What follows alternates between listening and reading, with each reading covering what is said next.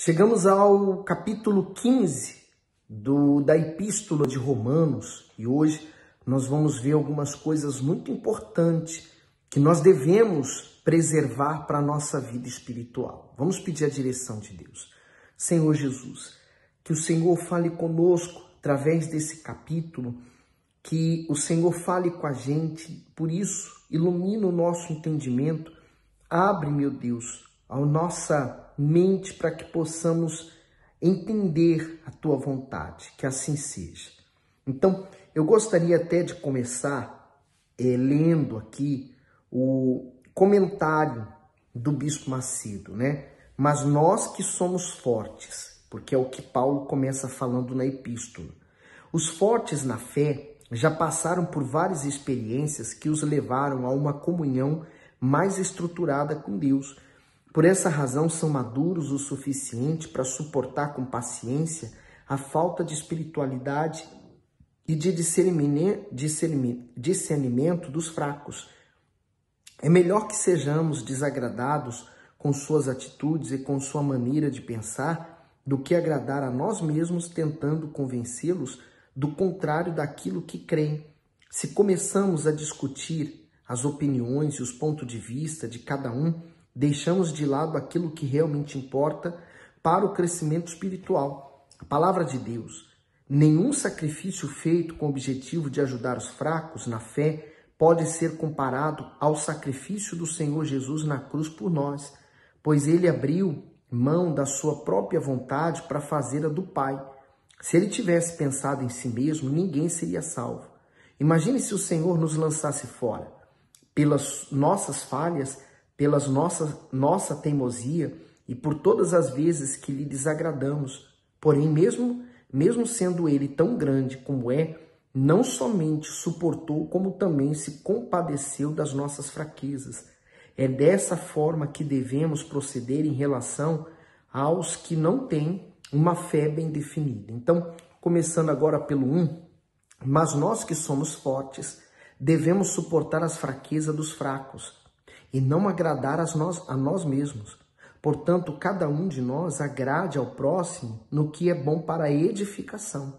Porque também Cristo não agradou a si mesmo, mas como está escrito, sobre mim caíram as injúrias dos que te injuriavam.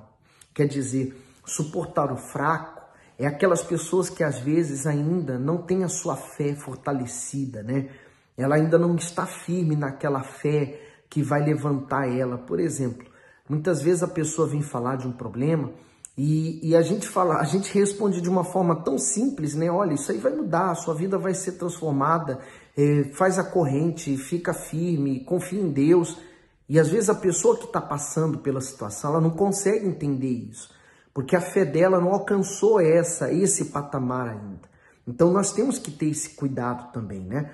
Porque a fé, ela se fortalece com as dificuldades, com as lutas, e a fé vem pelo ouvir a palavra de Deus. No 4, porque tudo o que dantes foi escrito para o nosso ensino, foi escrito para que pela paciência e consolação das Escrituras tenhamos esperança. Ora, o Deus da paciência e consolação vos conceda o mesmo sentimento uns para com os outros, segundo Cristo Jesus, para que concordes a uma boca, glorifiqueis ao Deus e Pai de nosso Senhor Jesus Cristo. Portanto, recebei-vos uns aos outros, como também Cristo nos recebeu para a glória de Deus. Digo, pois, que Jesus Cristo foi ministro da circuncisão por causa da verdade de Deus, para confirmar as promessas feitas aos pais, e para que os gentios glorifiquem a Deus pela sua misericórdia, como está escrito, portanto, eu te louvarei entre os gentios e cantarei ao teu nome. Paulo, ele cresceu muito na fé, não pregando para os da própria terra dele, né, entre os judeus, mas entre aqueles que era desprezado pelos judeus. Então ele é o ministro, ele é o apóstolo dos gentios, daqueles que eram desprezados, mas que Deus escolheu. No 10, e outra vez diz, alegrai-vos, gentios, com o seu povo, e outra vez, louvai ao Senhor todos os gentios, e celebrai-o todos os povos. Outra vez diz Isaías: uma raiz em Jessé haverá, e naquele que se levantar para reger os gentios esperarão. Ora, o Deus da esperança vos encha de todo gozo e paz em crença, para que abundeis em esperança pelo poder do Espírito Santo. Eu próprio, meus irmãos, certo estou a respeito de vós, que vós mesmos estáis cheios de bondade, cheios de todo conhecimento, podendo admoestar-vos uns aos outros. Mas, irmãos, em parte vos escrevi, mais ousadamente, como para vos trazer outra vez isto à memória, pela graça que por Deus me foi dada, que seja ministro de Jesus Cristo para os gentios, ministrando o evangelho de Deus, para que seja agradável a oferta dos gentios, santificada pelo Espírito Santo, de sorte que tenho glória em Jesus Cristo nas coisas que pertencem a Deus, porque não ousei dizer coisa alguma que Cristo por mim não tenha feito para fazer obediente os gentios, por palavra e por obras. Porque quem convence a transformação, quem convence um pecador se entregar, se arrepender, é o Espírito Santo, essa obra é dele. O Bispo Macedo diz assim: ministros de Jesus Cristo. Na sua missão de conduzir os gentios à salvação, Paulo se esmerou em prepará-los como uma oferta ao Senhor por meio da ministração do Evangelho. Eles se consideravam sacerdote diante de Deus em relação à salvação dos gentios. Por isso, continuamente, apresentava a ele a sua oferta, representada por pessoas ganhas para o Senhor Jesus, por meio da pregação da palavra e dos sinais e prodígios do Espírito Santo.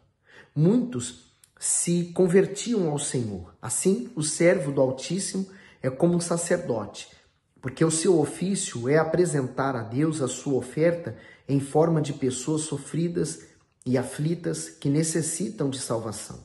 Não há um dia que o servo fiel deixe de orar ou de falar com o Senhor Jesus.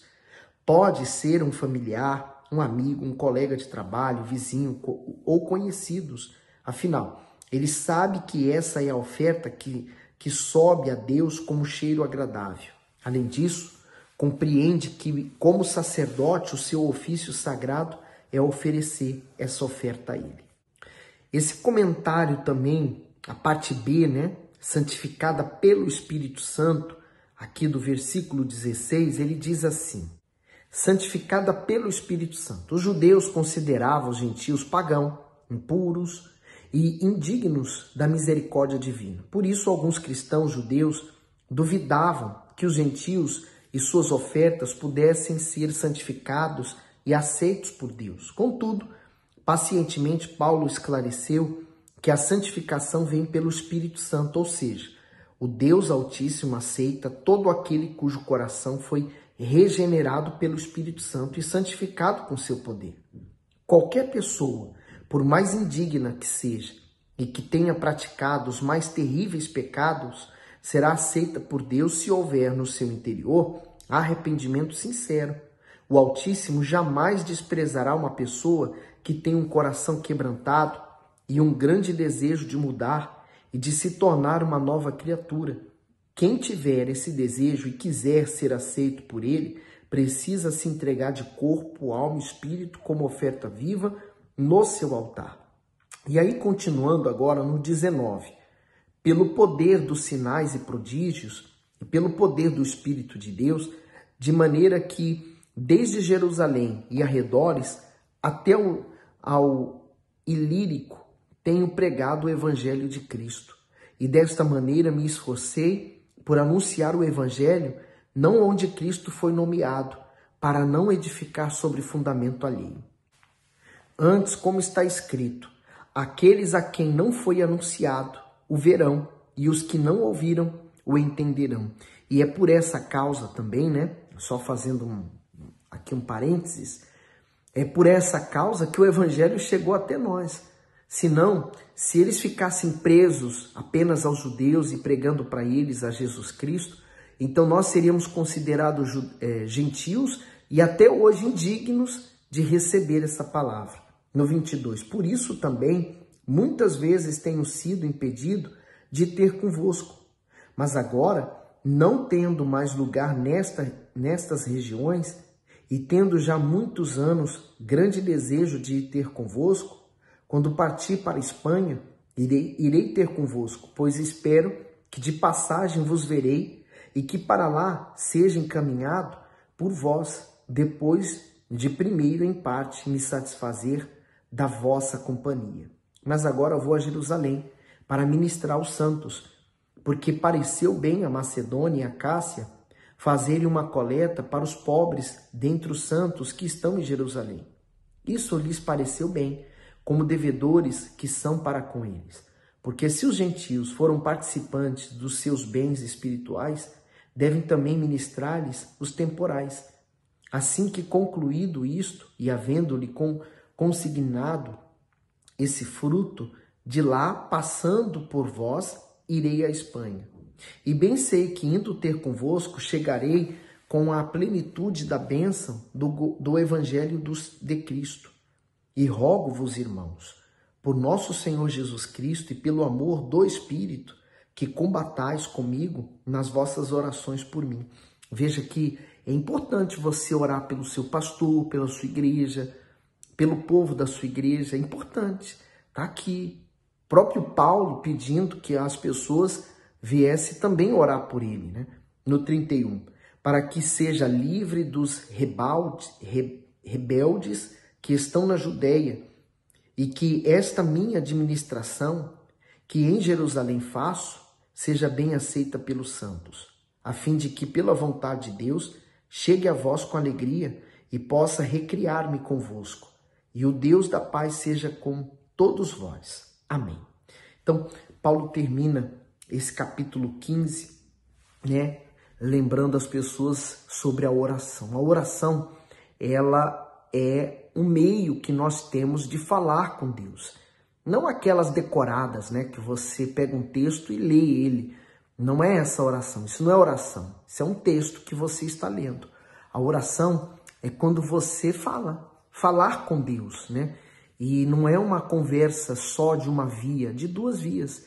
Quando você usa da sua fé, fecha os seus olhos, levanta suas mãos, ou se põe de joelhos, ou sentado mesmo, a posição não importa. Importa é que você dirija a sua oração ao Pai Nosso que está no céu. E uma vez que você fala com Ele, Deus então vai trazer a resposta bem no seu íntimo. Você vai se sentir, você vai ter essa certeza no seu ser de que Ele está respondendo a você. Espero ter ajudado, está ajudando, né, nessas meditações. Por isso, compartilhe esse link com outras pessoas. Que Deus abençoe você.